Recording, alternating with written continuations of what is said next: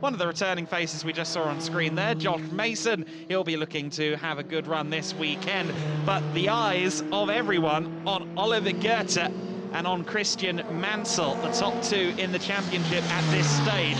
We'll also be watching the likes of Vladislav Lomko from further back in the pack. Vlad with the Pau Grand Prix, the Grand Prix de Pau victory last time out. It was almost a flawless weekend for Oliver Goethe at Pau. He took 5 of 6 sessions, both free practices, both qualifyings, the first race, but he missed out on the Grand Prix itself, unfortunately. Goethe, though, will be looking to try and clean sweep this weekend if he can. Admittedly, he's already been outpaced in free practice by none other than second place in the championship, Christian Mansell. So it's looking very competitive here this weekend. And George Morgan, you must say, it does look as though, coming out of free practice, that Christian Mansell is rather a fan of this Paul Ricard circuit. He looked very quick. He certainly did, top in the billing in practice, of course. A tenacious figure, a man with a lot of energy, a bubbly character. And he's back here now at Paul Ricard, of course, the Castellet here in the south of France. The sun bearing down, temperatures well within the 20-degree mark as we're now watching them all make their way in through the first and middle sectors. And, of course, in the sector 3 as well. There is car number 78, of course, belonging to Frederick Lubin, who he, of course, will be looking for an upturn in his fortunes as well. Plenty of cars out on track for this. Over 20 minutes of action you will have here, 22 minutes and counting here, folks. Of course, the championship is being highly contested at the moment. Oliver Goethe topping the billing. 19 points the deficit between him and Christian Mansell. Those two shared a couple of ding-dong affairs heading out of Estoril. And it was wonderful to watch. And, of course, heading to Pau, it would be again Oliver Goethe, as you so rightly said, Adam, who would score yet again more victories. I have to say, it's looking tremendous. I got to give a hat tip as well to Vladislav Lomko, claiming his first victory this season as well at Pau of all circuits. He'll be delighted with that. Yeah, not a stranger to the top step of the podium, but his first win in Euroformula Open, and he seemed exceptionally confident that he can do more of the same here at Paul Ricard this weekend. We'll see whether or not that is the case. He is well up there in the point standings as well. There's Francesco Simonazzi in the 84, the one and only entrant out of the BVM Racing stable. Philip Ugran, who was second fastest on Friday here at Paul Ricard. He looks like he's enjoying the Van Amersfoort racing car, the number 14 this weekend. So keep an eye on Philip Ugran as well. Philip, we know what he's capable of, but unfortunately he hasn't really had a good run of form so far this season. Of course, his first race of the year, Estoril, lasted, what, 3 corners before he ended up in the gravel trap. So he lost points there. He had a decent run in race 2 at Pau. He had a great battle with Oliver Goethe, which Goethe eventually came out on top of. But Ugran will be looking to make a point here this weekend and maybe, just maybe, put himself into the championship conversation if he can get some good results. Certainly, as this season goes on, it seems as though everyone is starting to find whatever Oliver Goethe has found. Because in the early stages of the season, Goethe has been peerless in terms of one-lap pace. And we will see whether that continues here. Certainly, the indicators from free practice is that he will have company at the top of the order. Ugran, fastest so far. We've only had a few cars cross the line, but a 1:56.547. Quite a strong lap out of Philip Ugran then. He sets the early benchmark in the session. Yeah, we're still at the very early points of the championship. And Philip Ugran, of course, coming out of Estoril, of course, not having all the luck going his way. But then again, being this early point in the season, you know, you can obviously sort of clean the slate, start afresh.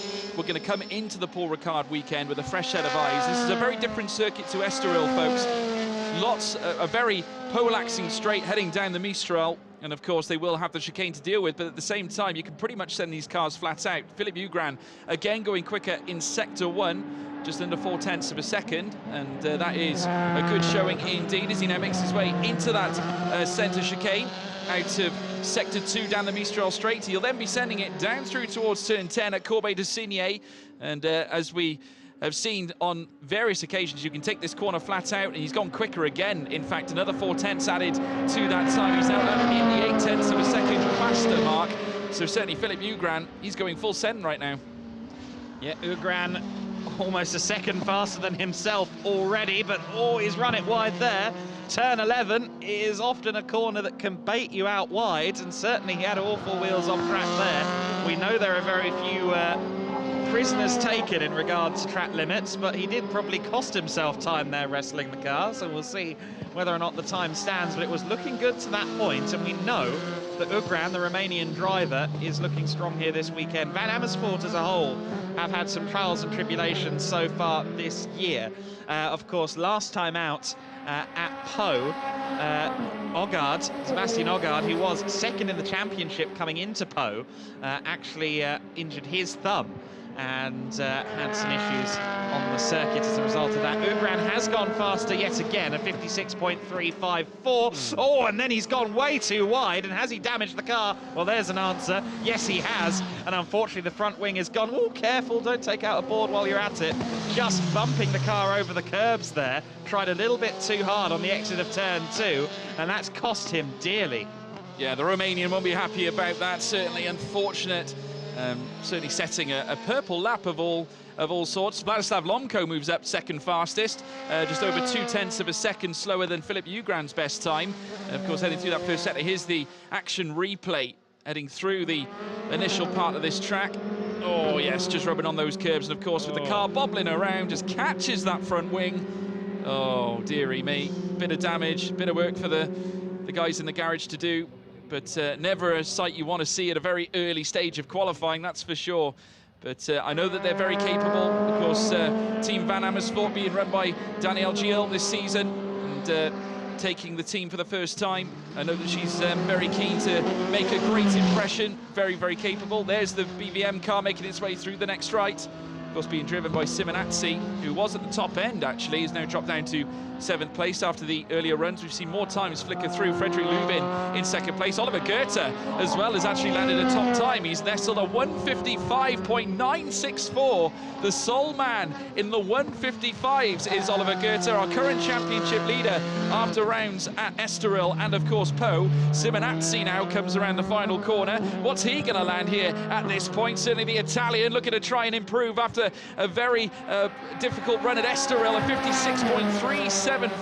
That places him 4th fastest for car number 84. Here comes now Ollie Goethe as he now makes his way down through towards the next right-hander, that's for sure. And he again, off his recent run of great form now in Sector 3, he's gone purple again here, Adam. He's certainly on it, isn't he? The number 96 car, Goethe.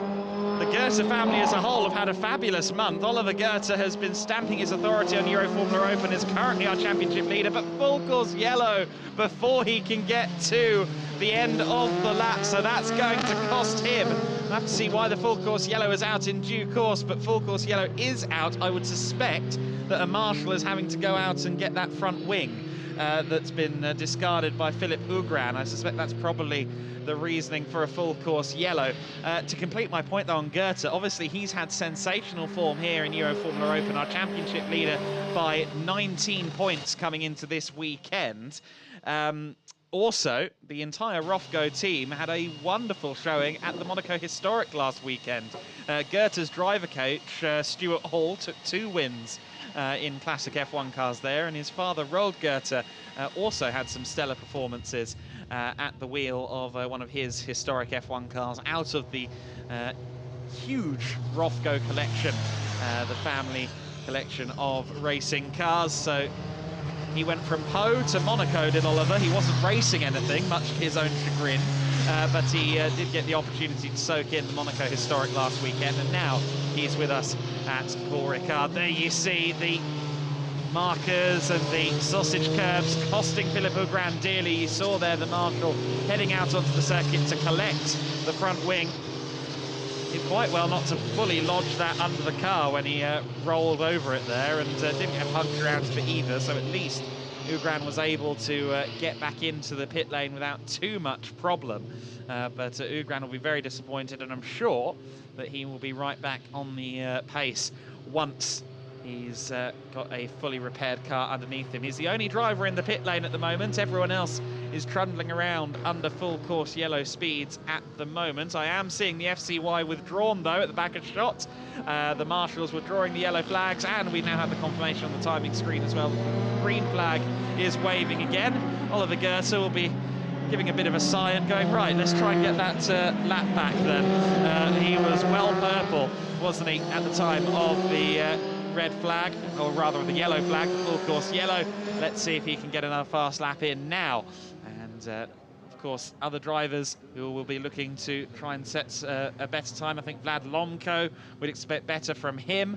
He's currently down in 9th, as you can see on your screens. Josh Mason has been 5th place in both free practices. He would at least like to be 5th, if not better, in qualifying. And we haven't seen a time out of Vladimir Netishil yet either from Effective Racing. Netishil, who is very realistic about his prospects. He says at the moment, I just want to get faster. As long as I'm closer to the back of these young guys every single race, every single session, I'm happy. And if I can be up there towards the end of the year, then great. If I can start to get myself involved with some of the other drivers out there on circuit, then I'll be happy. Netishil and Effective Racing are very much the party team. He actually said, one of my friends suggested we change the name of the team to the party team.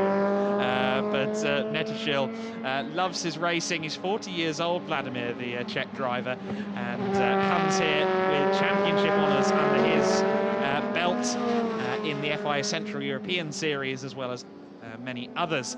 Here's that 21 car of Josh Mason then. The Crypto Tower entry through the first sector he's going at the moment, and Mason, who raced here last year, this could well be the first circuit where Josh Mason starts to see a bit of an experience advantage. He did a full season with us last year in Euroformula Open, but of course we didn't go to Estoril and we didn't go to Po last year. So Paul Ricard is the first track where he has done a full weekend of Euroformula Open previously, and that could well be an advantage for the young Brit. Yeah, and he has good fond memories of this track too. Scored a podium last season in race 2, so he does have a little bit of form to his name. So certainly keep your eyes on Josh Mason heading into this round at Paul Ricard. There is, of course, Ollie Goethe, and he has gone just under 4/10 quicker on his personal best, and heads out to the chicane now. Vladislav Lomko's actually gone purple himself in sector 2, so he is certainly flying right now, so we certainly will see an improvement from Vladislav Lomko. Though we can see now the championship leader, Ollie Goethe, heading around the quick bend at turn 10, and he's going to go full send certainly now in sector 3 proper, down towards turn 11 now. This one a delayed corner of sorts, a little bit twitchy there from the front wing of Ollie Goethe as he now heads up through round towards turn 12. Getting interesting now as you know weave your way through this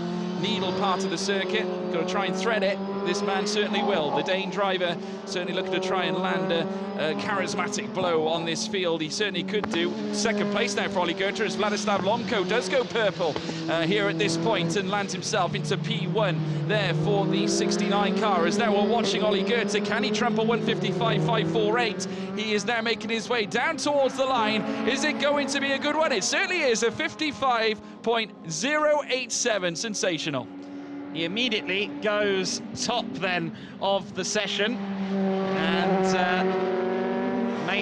Goethe with his first proper flying lap going to the top of the order by just 3/10, and we know that likes of Christian Mansell can go quicker than him here. We saw it on Friday, but the question is in the qualifying session, can anyone beat Goethe? He has been a qualifying specialist so far this season. In fact, there hasn't been a qualifying that Goethe hasn't topped so far this year. We'll see whether that streak continues.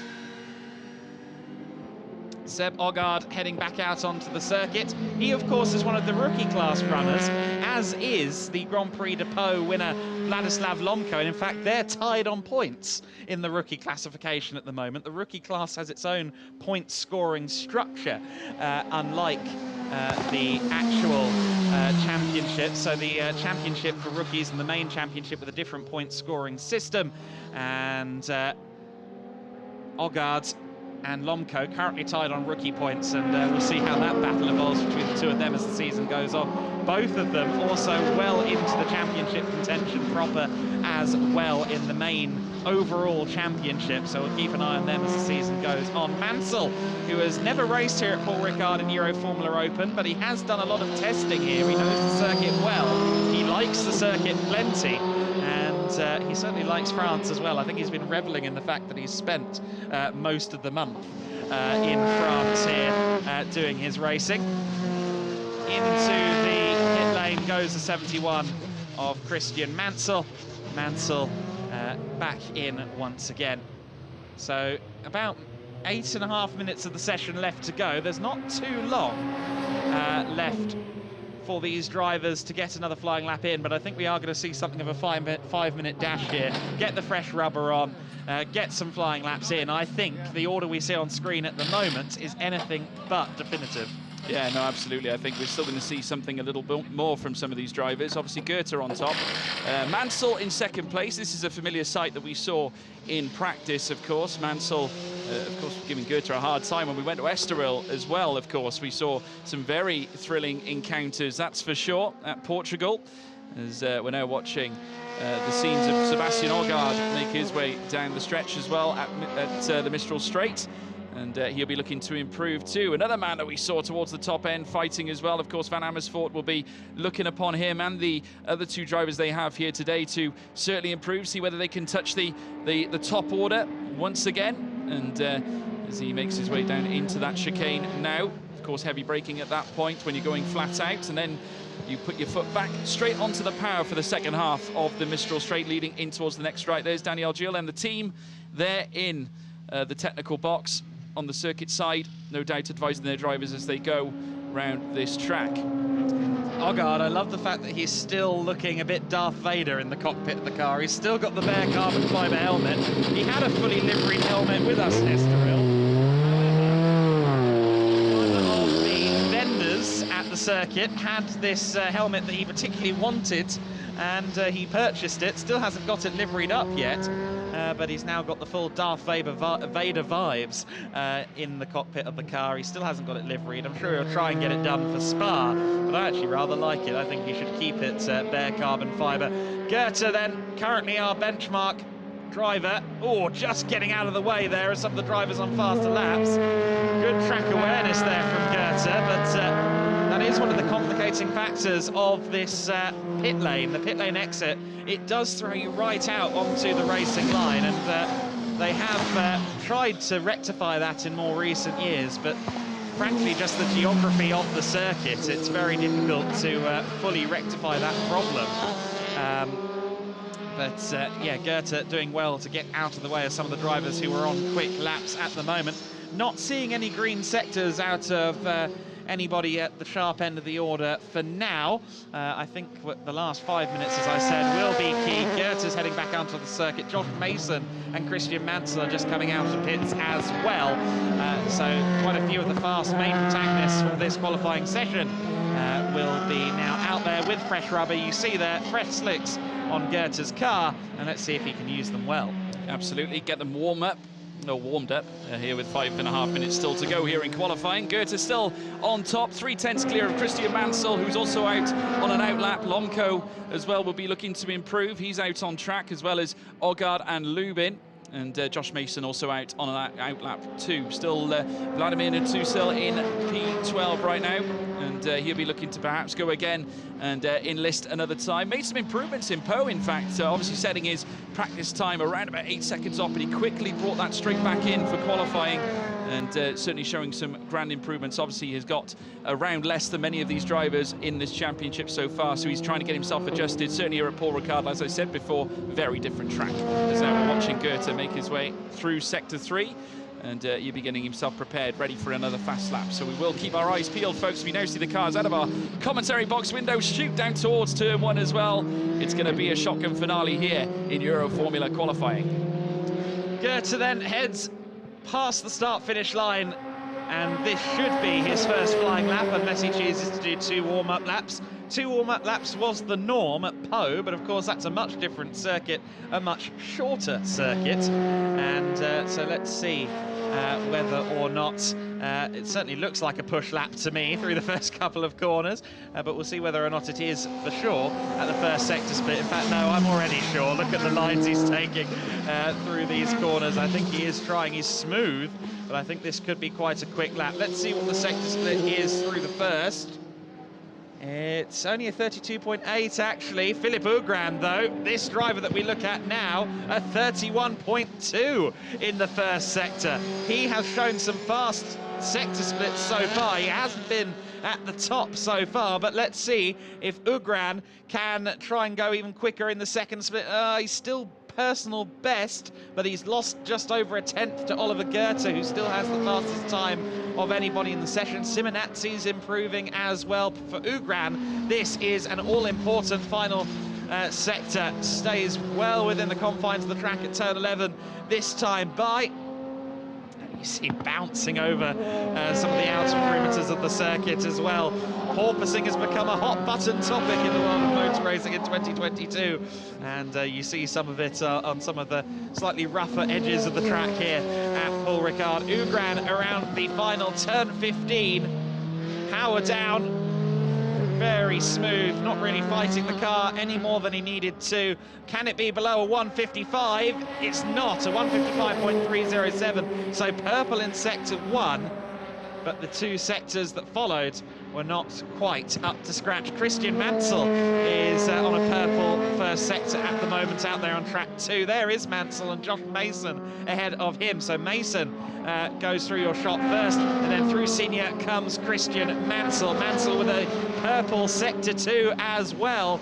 He is a tenth faster than Goethe and a little bit more too. So he's finding about half a tenth a sector so far in the lap.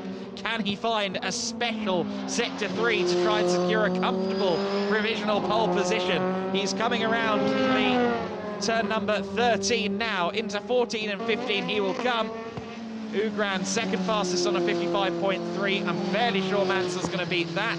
Will he be able to beat Goethe, a 55.087? Will he be the first driver into the 154s in this qualifying session? What's Josh Mason's times looking like?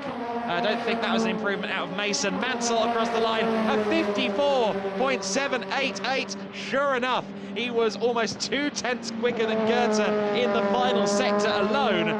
Mansell for now at the sharp end, but Oliver Goethe is on a fast lap at the moment too. We said it was going to be a dash in the final few minutes of the session, and that's exactly what we're seeing at the moment.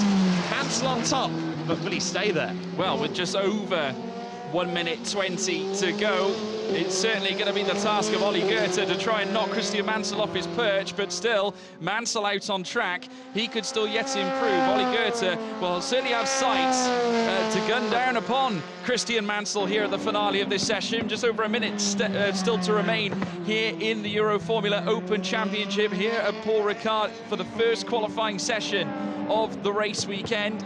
Mansell, who has been lighting up the screens in practice, has now just done it again, this time in qualifying as he now works his way through the middle sector. We can already see that Mansell has gone quicker again in sector 1, but Ollie Goethe quickest in sector 2 right now, as we're now watching Mansell this time make his way. He goes purple again in sector 2 as he now rounds turn 10 out of the Signier corner. He's then got the double joy de Bousset coming up next at turn 11 as he now hangs the car out wide very, very shortly to take this very delayed bend around turn 11, very shortly turn 12 as well, around now the Virage de Bendor, and now in towards the Garlaban corner, which is the next little in-swinging right-hander, which perfectly tees you up, in fact, for turn 14 and 15 as well, as he now makes his way through.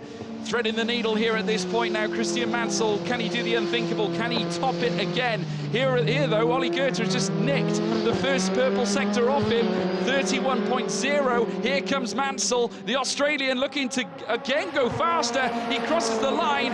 It's going to be a 54.3. It is an improvement, 2 purple sectors at the end. But of course, Ollie Goethe could knock him off his perch here, Adam. He could. Let's see if he can do it. A 54.3. Christian Mansell has crossed the line, so he is finished with his session. That was his final flying lap.